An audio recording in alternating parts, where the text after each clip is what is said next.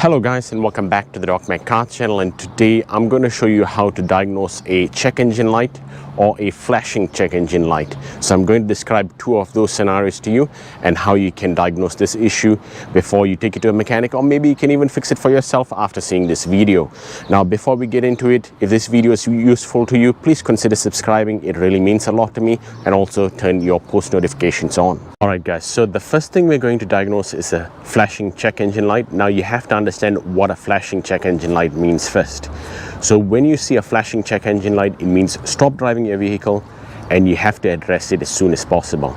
Now a flashing check engine light means that it is having an issue in the combustion system where the fuel is getting unburnt and sent out the exhaust pipe, and therefore damaging your catalytic converter. So a flashing check engine light is a catalyst damaging misfire. So now what we're going to do is we're going to start off the top of the engine, and this is where the whole four-stroke combustion process happens. In here you're going to take off the beauty cover, the plastic cover, and the first thing we're going to diagnose is the ignition coil. So what an ignition coil does is it connects to the spark plug, and then it sends the spark according to the camshaft right here. So you've got two camshaft position sensors right here, and that actually measures the rotational speed and position of the camshaft. It then engages the ignition coil, and that then sparks your spark plugs. So this is a 4-cylinder engine right here, so we've got all four right here. What you need to do first is take one of these scan tools, and they're fairly inexpensive to buy. Now we need to determine which one of the cylinders is actually misfiring. So let's say you plug in your scan tool and you see a code come up as P0301. That means it's cylinder number 1 which is misfiring. So you have got air, you've got spark, and you've got fuel. Now you have to determine which one of that is actually causing the issue. So let's say you've got a P0301, that means cylinder number 1, and P0302, 03, and 04. That would mean it would be corresponding to each cylinder which is misfiring. Now P0300 is a random misfire, which means something in the system is actually causing one of the cylinders or all of the cylinders to compensate for a misfire. The first thing you're going to do is you're going to check your ignition coil. Now it's very easy. You can just push like this and unplug it. Once you have unplugged it, you can just take it out with a 10mm nut, and then you can pull the ignition coil out. Alright guys, so if you guys do not know how to change spark plugs or how an ignition coil is removed, I've got a special video, and I'll put that down in the description below, the link to that video. So you've got cylinder 1, 2, 3, and 4 right here. So this is an inline 4 engine. Now you've got inline 4, I've got another vehicle which is a V6 and an inline 6. So an inline 6 basically is all 6 cylinders this way, and a V6 on a front wheel drive vehicle is 3 cylinders pointing this way and 3 cylinders pointing that way. Cylinder number 1 is the closest to the front of the engine. So this is a front wheel drive 4-cylinder. So that's the front of the timing cover. So this is cylinder number 1. So you're going to take out the ignition coil from cylinder number 1, and you're going to swap it to cylinder number 2. So you're going to take this, put it in here, and 2 goes into 1. Now if you plug the scan tool in again and it comes up with a P0302, that means your ignition coil is the faulty one. Now what if it doesn't actually change? Then it is most likely that it's the spark plug, the fuel injector, or either the ignition wiring which is actually faulty. Now if you do lose compression on cylinder number 1, then it could be a camshaft issue or a timing issue as well. So that's one more thing which can cause a flashing check engine light or a solid check engine light to come on as well. Alright guys, so the next thing here is your camshaft position sensor. So you've got 2 right here, because this is a Dodge engine, a double overhead cam engine, which means it's got 1 camshaft for the exhaust and 1 camshaft for the intake. So if your camshaft position sensor goes bad, then that is going to cause your check engine light to start flashing. What that means is the camshaft position sensor actually does what it does. It measures the position and the rotational speed of the camshaft to determine the ignition timing, which means air, spark, and fuel.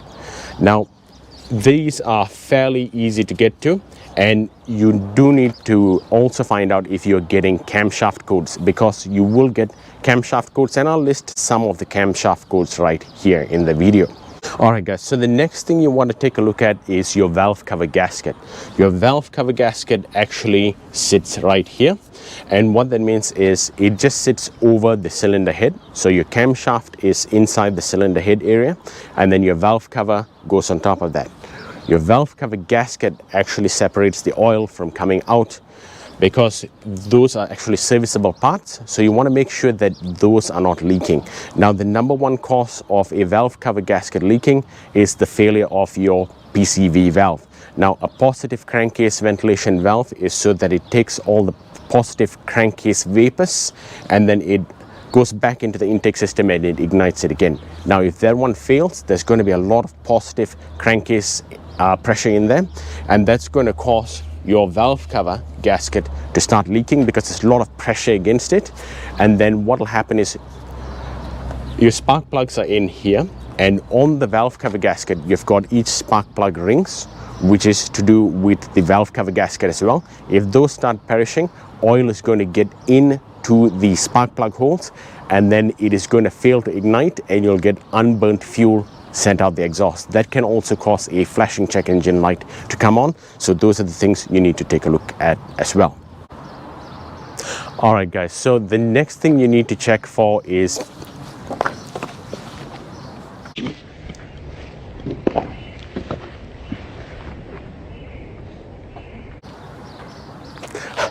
there was a D right there. So the next thing you need to check for is your timing chain. So if your vehicle is driven by a timing chain and is skipping a tooth, then it's going to cause your check engine light to either come solid or it'll start flashing because it doesn't do the combustion process properly, and therefore it will send unburnt raw fuel out the exhaust pipe as well.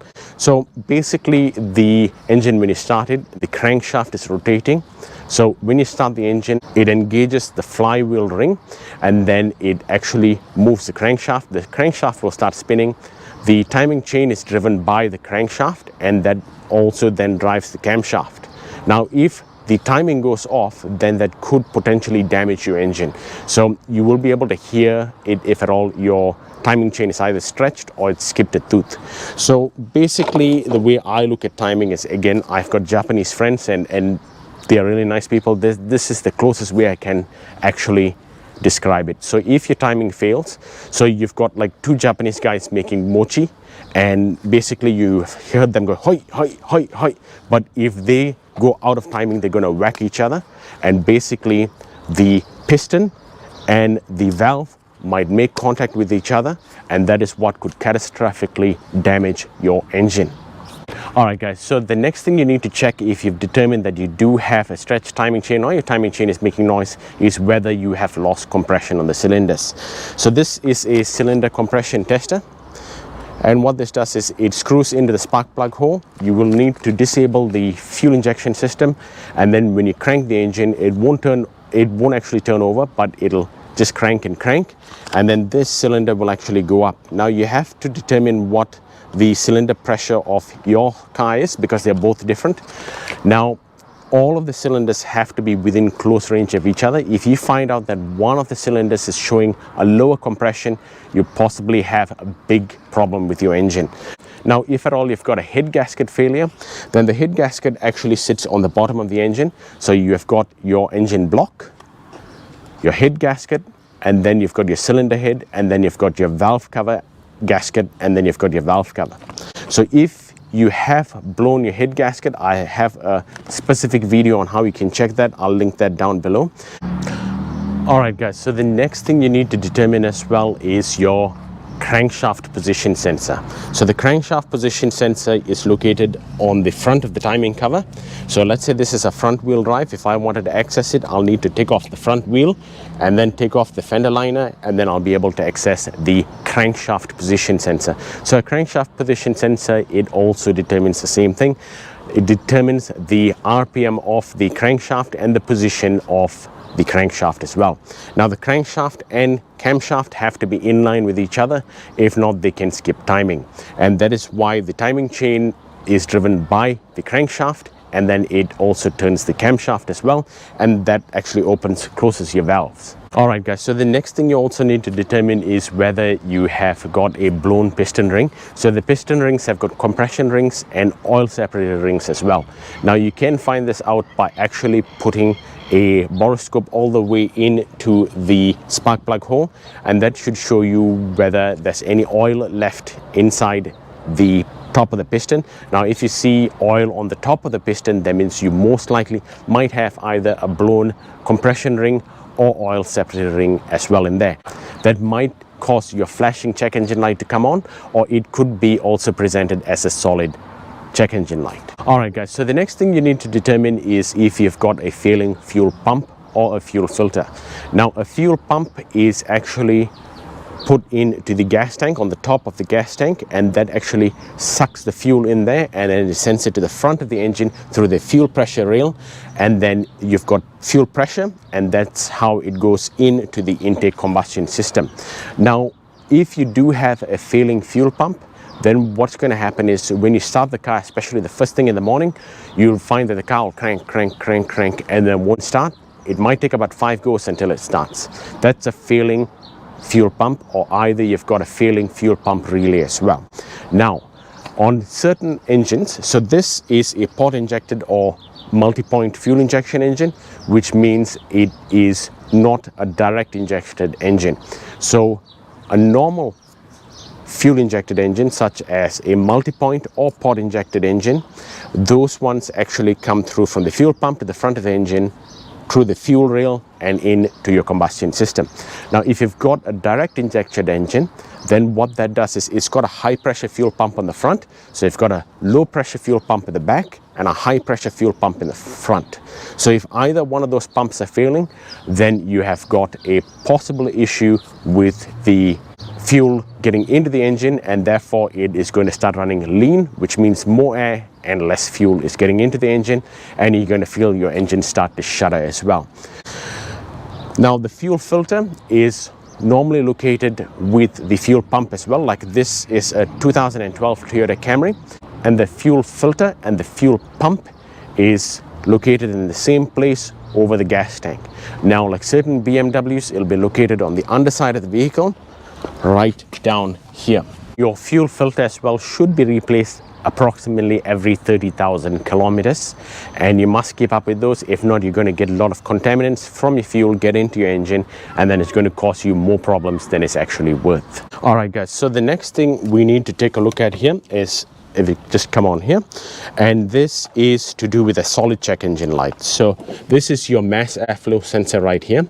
Now I've got a dedicated video on how you can check the mass airflow sensor, but I'll just give you a quick brief description on it. So a mass airflow sensor basically detects the fuel and air ratio going into the engine, and you've also got a MAP sensor which measures how much air is inside the intake manifold itself. So either your MAF sensor or your MAP sensor might be faulty. Alright guys, so if you go to start the car, and then after you start it and you have the check engine light, vehicle stability control light and the TRAC off light come on, I've got a dedicated video on how you can fix that one for free, so I'll also link that down in the description section below. So if your PCV valve is working, it'll take all the crankcase ventilation gases, and then it will pull it back into the intake, and then it will combust that in the engine, and that's how it'll work. But if it fails, then instead of it pulling the gases from the engine, it's going to pull engine oil all the way into your intake manifold, and it's going to dump oil into your engine, and then when it tries to combust that, you're going to get a lot of smoke coming out the back of your tailpipe, as well as severe misfiring is going to come from your engine as well. Alright guys, I hope this video has been useful and informative. Consider subscribing if you haven't already. Turn on the post notification bells and give this video a thumbs up. Now if you guys have got any questions or comments, please comment down below and I'll be happy to answer them for you.